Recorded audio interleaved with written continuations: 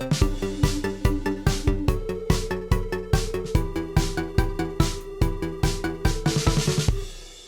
once again to Nigeria Super Fans Forum. This is where we discuss African footballing stories as it concerns the game on the continent.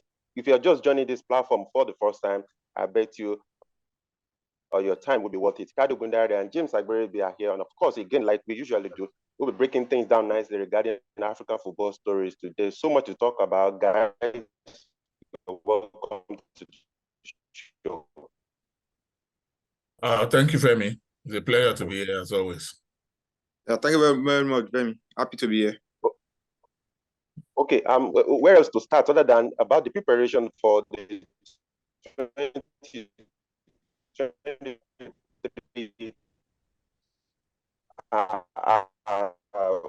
Confederation of African Football, Ivory Coast. Kyle, let's have 32 central referees and 33 assistant referees, and no Nigerian referees was listed. That has caused a lot of debate, like it's usually do right here in Nigeria, where you find countries like Comoros, Burundi, countries that when Nigeria had already become a football playing nation on the continent, they hadn't even started football.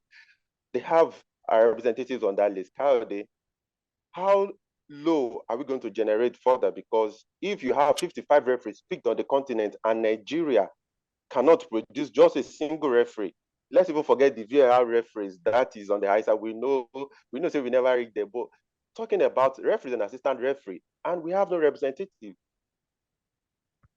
I probably might be the only one who is not surprised, because judging by the performances of referees in the league and cup competitions and the noise, the uproar that surrounds their performances, you shouldn't be too surprised, one. Then two, I think it's a crisis of confidence that because of the hostile environment in which they operate, most of them have lacked the confidence to give 100% when they officiate games. Having said that, too, let me even take you on an historical journey. That historically, it's always been like, although it has not been this bad, that will not have one, but even before, we've had countries that are not really football playing nations who have given us referees without Nigerian referees being at that top. I remember Lim Ki-chong of Mauritius. I remember Fidel Ramba of Gabon and a couple of other referees. But it all boils down, and we have to lay the blame at the feet of the Referees Association and by extension the NFF. You see, the thing for me is when your house is on fire and you are busy chasing rabbits, this is what you get. Let me repeat that. When your house is on fire, you should not be busy chasing rabbits about. That is what we are reaping now, and I'm not surprised, unfortunately. Okay, James, let's still talk about this, because the list I have in front of me right here, we have countries like Djibouti, we have countries like Sao Tome and Principe having representatives on this list. We have countries like, Burundi, we have countries like even Ethiopia. Yeah, we could say Ethiopia even have pedigree on the continent when it comes to football. We have Lesotho, James. I remember during the week on the radio station, our former Nigerian referee, Dele Atuan, was talking, and he said most times it is not even about the quality of the league, that CAF uses to select this referee. So sometimes even the Nigerian Referee Association could even put forward referees that are not even fit. Leave the fitter ones behind, the ones who have a healthy lifestyle, then even put forward the ones that do not even obey the fitness level that CAF has put out. James, this is very concerning. I don't know how you feel about it. If you are not also shocked as Kayode. Me, I'm not. I'll follow what Kayode said. Me, I'm not shocked. Even all this one that the referee official is saying. I mean, there are so many things involved. We are shouting now that none of them were picked for the AFCON. I mean, just even the under 17, the lowest of the age grades. You have still Nigerians there. Not to talk of the AFCON. So whether they don't put in fit ref. We've seen in some few occasions some Nigerian refs, maybe one, then accompanied by an assistant referee. So it's not as if we don't have the referees, but just like what Kawede said, the blame, everything you have to put it straight to the NRA and the NFF. I mean, there was a time we had the former NFF president Amaju Pinnick, one of the top officials in CAF. What really happened? Nothing. So I don't know. It's as if we are not really adamant about it. They are not really pushing.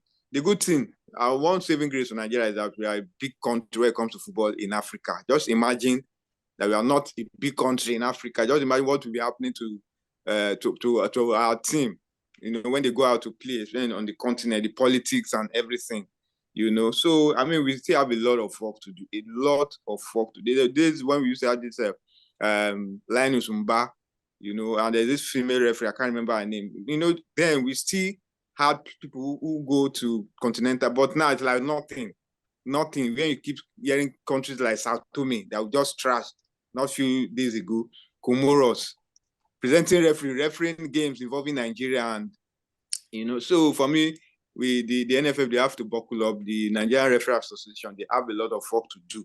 Can't continue like this. I mean, it's so unheard of that a big country like Nigeria, we hardly bring, anytime we hear a Nigerian referee speak, you kind of celebrate it like it's no big deal. It's something that should be there.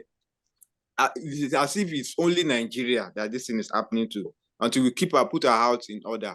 Like I said, the only saving grace is that we have a big recognized national team. So that's why we don't get into issues when it comes to officiating. Not as if we don't experience it, but always very, very, very, very minimal. So like I said, the NFF, the NRA, they have a lot of work to do. Until they do this, we'll continue to complain and nothing will happen.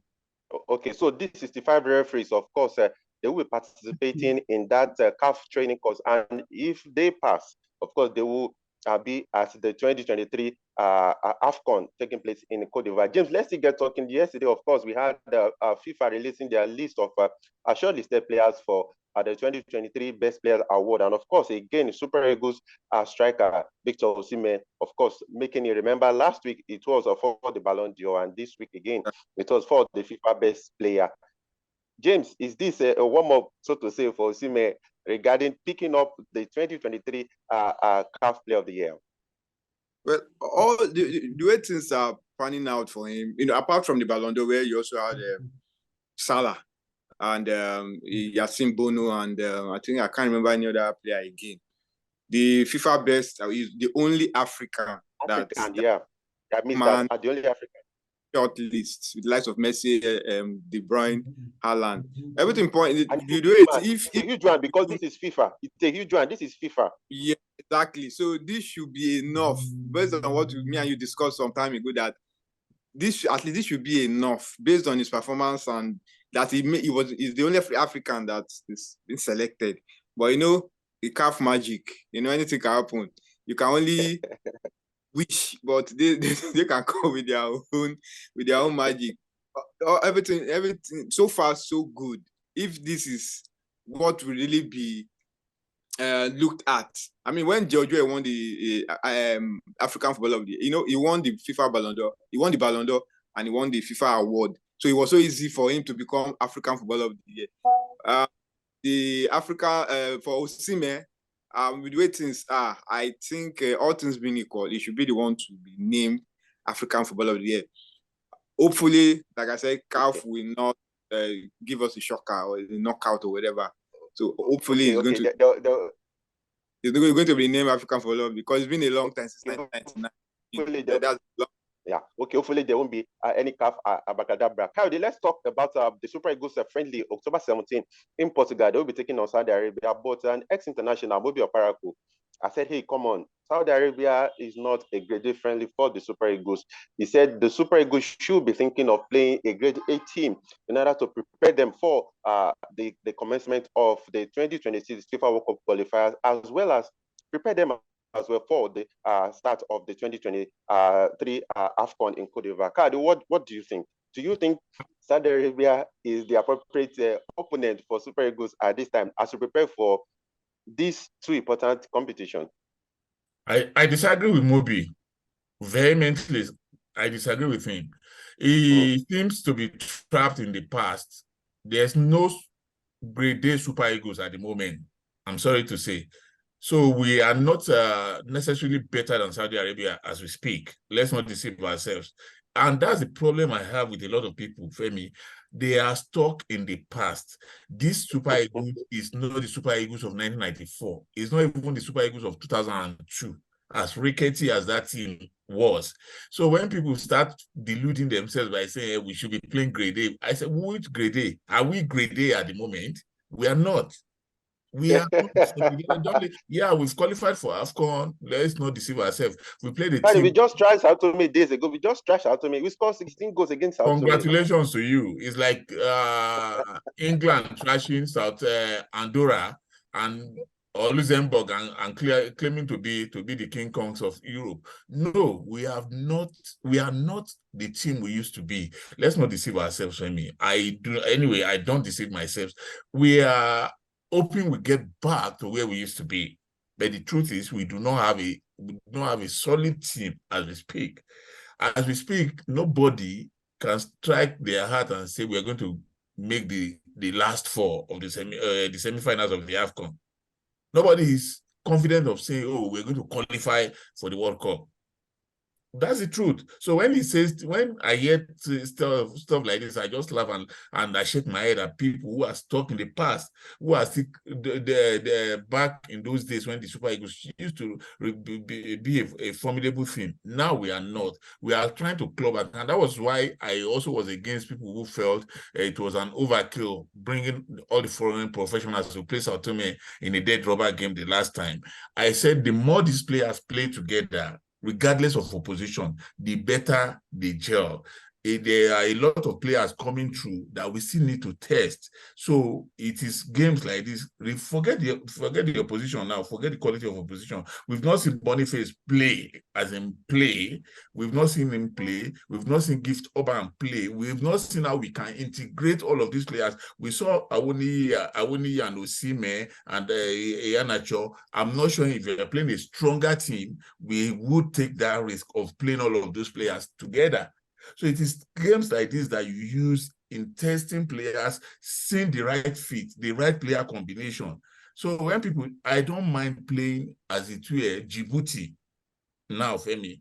The more you play together, the better your team will get to gel together. So let nobody deceive us by saying we shouldn't be playing Saudi Arabia. We are not better than Saudi Arabia at the moment, Femi.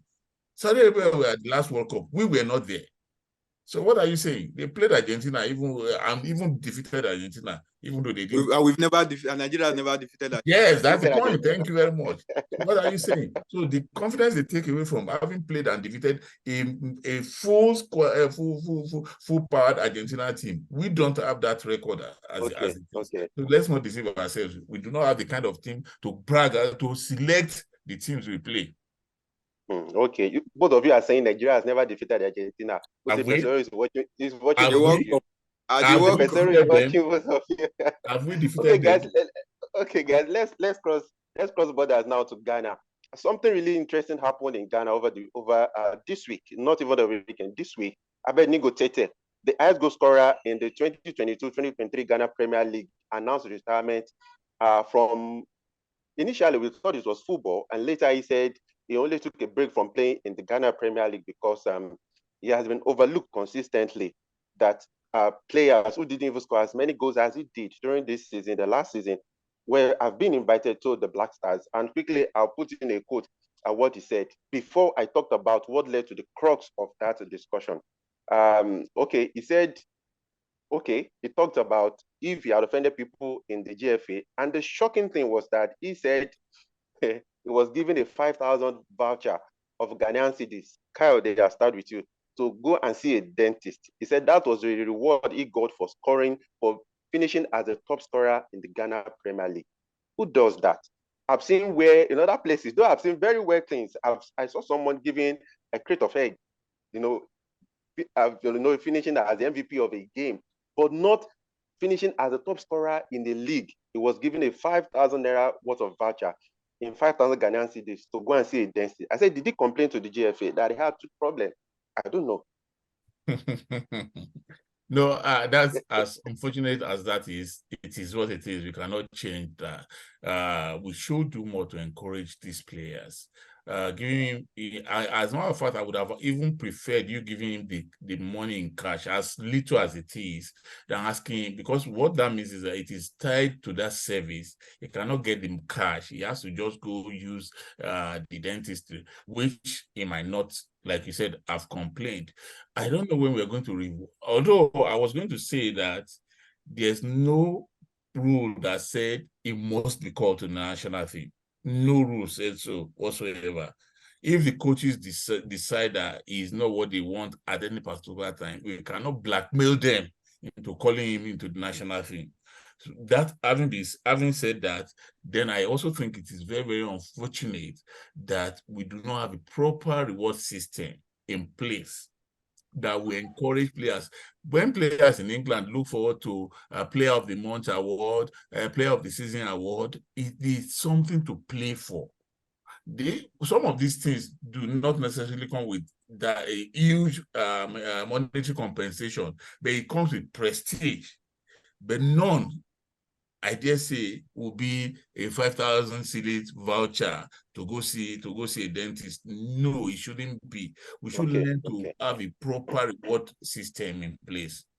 Okay, James, one of the things that Abednego Tete said, and I quote, he said, why do you have to tell me to brush my teeth for 5,000 Ghanaian cedis?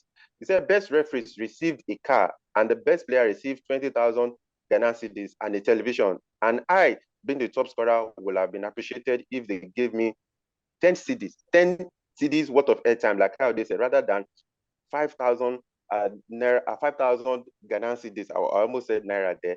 Now, James, he also made a point. But I actually put that to Kayode, but he said he doesn't have to blackmail the GFA. Now, when you have someone like Jonathan Sowa, who also did well during the season for Medema, helped Medema to win the league, but didn't score as much of Abednego Tete, who scored 18 goals. But Sowa was called to the national team. No, when you talk about the human thing, you will feel bad, because if someone who didn't score as many goals as you did was invited to the national team and you were overlooked, James. Well, just like what you said, it's human for him to be hungry, and you cannot blame him for that. Because a reasonable person who like the player who finished top scorer did not get the invite. I mean, you begin to wonder what is really happening. So it's enough to dampen the spirit of any player. It's enough to frustrate any player, because you are playing for a club that doesn't mean you're going to end your career. You are aspiring to become a national team player. You want to play to the highest level. And if you have done all this, 18 goals in the Ghana Premier League, and at the end of the day, you are overlooked, it's enough to just put off any player. I remember what happened to Nduka Ogbadi when after representing Nigeria in the under-17, under-20, he wasn't picked for the World Cup. That would have been a record for him. But and he said he almost stopped playing football, that he almost burnt everything concerning football, his boots or whatever, jerseys. So it's enough to knock any player off. So I'm not surprised with his reaction, but I just urge him to not allow this to dampen him. We've seen players who were able to bounce back. Though everybody, we are all different. There are some people that they will never recover from it. There are those that will still fight hard to get back into reckoning. And I hope that we'll be able to bounce back from this setback. Hopefully a club from maybe Europe, a decent club, will come for him, because for somebody to finish top scorer in the Ghana Premier League, no mean feat. And I just hope that he will not allow this to affect him. I should keep on working hard, put all this aside, and just focus on his football. There are bigger things. But with team players too, even in the Super Eagles, I think I do remember this when Yassine and Richard Ubokiri, I think they were both very hot strikers in Portugal. But Yassine was always the one reading the line. So that football is very funny. When this person is doing so well, at the end of the day, you will not even get the looking. Yeah, so okay.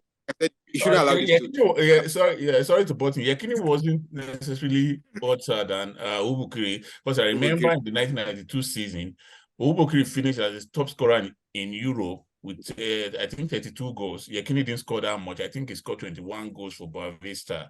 Yeah. He was the top scorer. He was the top man for Nigeria. As a matter of fact, when they played South Africa in a World Cup qualifier in 1992 in Lagos, the West Ham tried to play both of them at the same time. Yekini was not. I remember that game very well. Yekini was not comfortable. Obokri scored, but he had to leave the pitch. It wasn't until he left that he came into his own and scored 2 goals. Yeah, and I think Obokri never got another call back, but nobody could talk because Yekini was delivering the goals. So that's why I said it's not it's not a law that he must be called into national team. Maybe the coaches are looking for something else. And I also remember Mario Jardel, as hot as he was in Europe, he never got into the Brazil team. He was the king of Europe when he played for Porto, but he never got into the Brazil team. So some of these things are like we could even with Elba, when Elba was playing for Bayern Munich, exactly for Brazil. We could choose to be sentimental about these things, but no, there's no rule that says it must be called. If the coaches feel they have better options, I think they should go with them. Though, like you guys have said, and I agree with you, it is also human to feel disappointed that you have been overlooked. Okay, guys, let's talk about something that was really ugly. I don't know whether you guys saw the game, the friendly between the Black Stars and Liberia after the win over CR. Now, the pitch. I don't know whether you saw the pitch at the Accra Sports Stadium. It looked like the elephant had grazed on that facility a week before that game. And that led to a lot of debate on social media in Ghana. And of course, I also saw a video of the Alassane Ouattara Stadium in Ivory Coast that is supposed to host next AFCON. I saw people, it was raining, and young guys were mopping. They were mopping water from the edge of the pitch. Kayode, I would say like Nigeria, like Ghana, like Ivory Coast, Abuja National Stadium right now, only God knows the state actually that facility is. When are we going to learn how to manage our facility? Because people said the money that was made at the World Cup for Black Stars part of it should have been set aside to maintain some of these facilities. But remember, we had officials who escorted the team to the World Cup and got as much as $100,000 just for escorting players who played to the World Cup. Kayode. We are beginning to sound like a broken record when we keep talking about these things. Maintenance of when I see countries take their games because they do not have a quality pitch to other countries to play, I believe that is the height of insult. It's like asking Nigeria to go play in Morocco or Algeria because we do not have Nigeria is blessed. We could choose to play whether at the Bolaji Johnson Arena, which is for me might not be up to super standard. It's synthetic, and then we have the stadium in Uyo. We have quite a number of stadia in Nigeria, so we might probably not have the same problem that Ghana has, because apart from, I would have taken that game to what do you call it, to the Cape Coast Stadium if it had to be played. I saw the pitch. Actually, what led me to see the pitch, let me share this with you, was a Ghanaian journalist who I'm friends with, shared something on his Facebook page and was like, if he were to be a party or Kudus, he would refuse to play on that pitch, even if he has to be excommunicated from the national team. That I would refuse blatantly to. So I was like, why would he say this? So I went and checked, and I saw that you shouldn't even be playing polo on that pitch. Not football. You shouldn't be playing polo on that pitch. But then it is what it is. We don't seem to bother about the what do you call it, the impression we give outsiders. I have seen pitches of universities around the world, Femi. I'm talking about universities. I've seen pitches of high schools, and what comes to my mind is Africa. That God, if if an high school could have this kind of facilities, don't say, university could have this kind of facilities, then where exactly are we in the scheme of things? Why are we always like this? Why can't the whole of Accra have a decent playing pitch? If you don't have a decent playing pitch, why don't you take that game to Cape Coast? Why don't you take Baba it to Stadium? Why don't that might be far away. Take it to secondary to Takoradi, take it to Cape Coast to go and play. It's better than show that to the world that this is where the Ghana national team will play. Maybe because it's Liberia. Because if England were coming to Ghana, I'm not sure they will have taken England to that pitch. Well, I'm not sure England will come to Ghana to come and play on that pitch. No, I'm not sure. Yeah, I'm serious. I'm not sure. Nobody should be punished on the pain of death to play in that kind of environment. I will not play there too. I won't deceive you. In my playing days, I will not play there. yeah. Don't lie. I remember.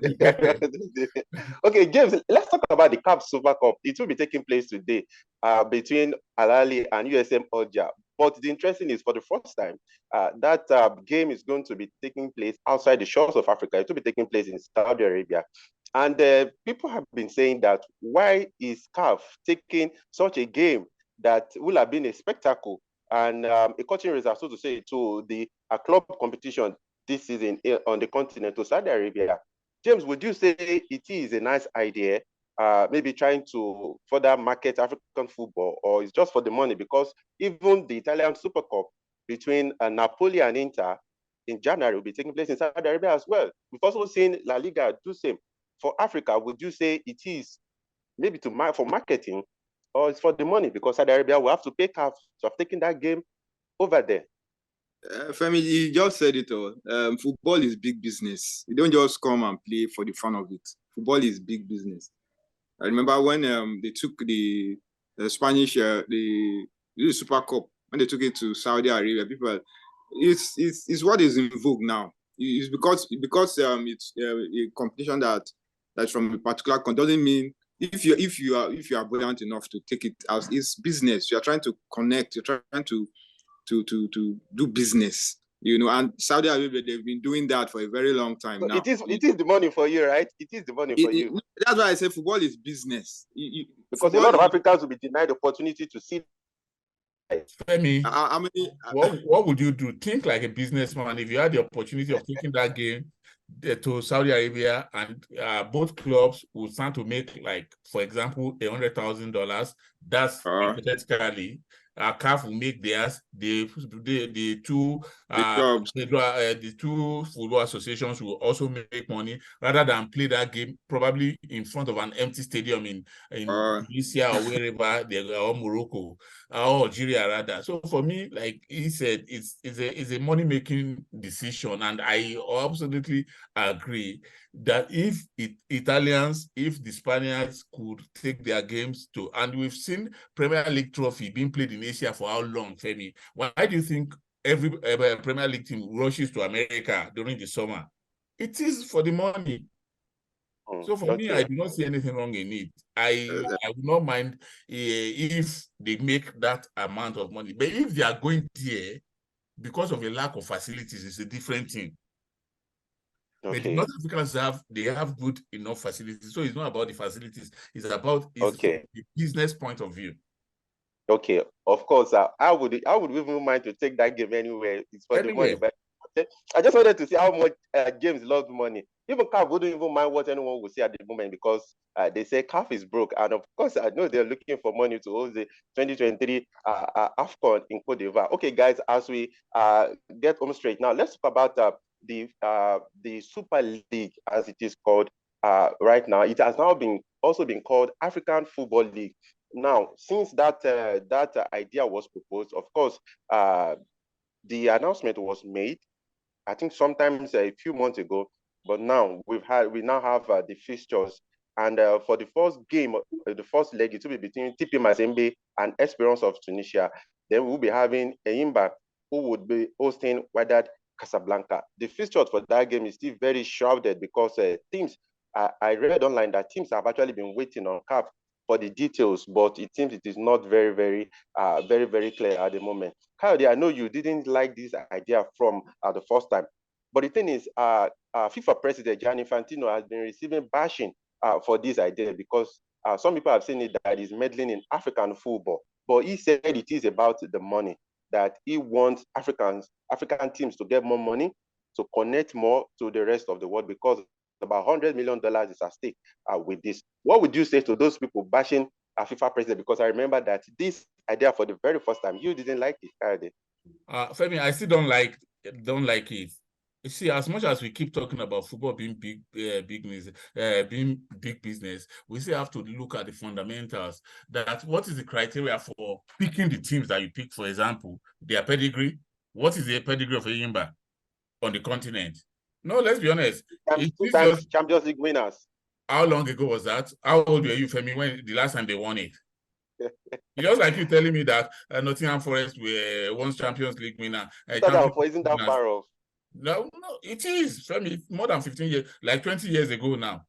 So how many of them, how can you compare the Enyimba team of that time with this one? So what is the criteria for? It's just like, oh, a Nigerian team must be there. That's why you look at, oh, Enyimba has won, let's put Enyimba. So it's a badly put together idea simply for the money. Okay. Don't make a mistake for me. I understand that we need to make money, but then we also have to be commonsensical about these things. We shouldn't just couple things together simply because there's money to be made. There should be a process to lead you to that. So for me, I still do not support the idea, and I'm not sure I'm going to be watching any of your games. I'm not.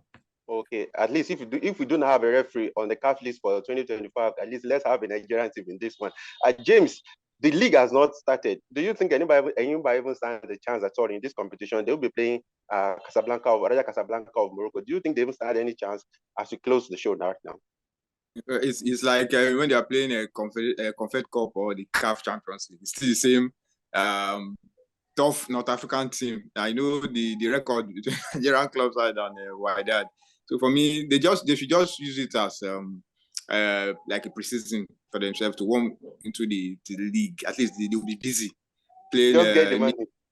You know, coupled with the money too, good money for them. So, but my expectation for the competition is not very high. Just like what Kylian said, I'm not a fan of this competition. I mean, you turned down the idea when they came up with it in Europe, but you are pushing it. So for me, it's all the best to the teams. I'll follow it, but I'll not follow it last if it's one massive competition. The fact that Nigerian club is there, we'll just follow it, and that's just it from me, Femi. Okay, guys, thank you so much for your insight on the show today. I appreciate it so much. Thank you very much. Thank you. Yeah. Okay, so to our producer, we also say thank you so much. And to our fans around the world, thank you for sticking in Naija Super Fans Forum. Please, if it is your first time on the show, please click on that notification button so that you get our videos as soon as they drop. We'll see you all next week. I remain Ashololo Afemi. Thank you very much.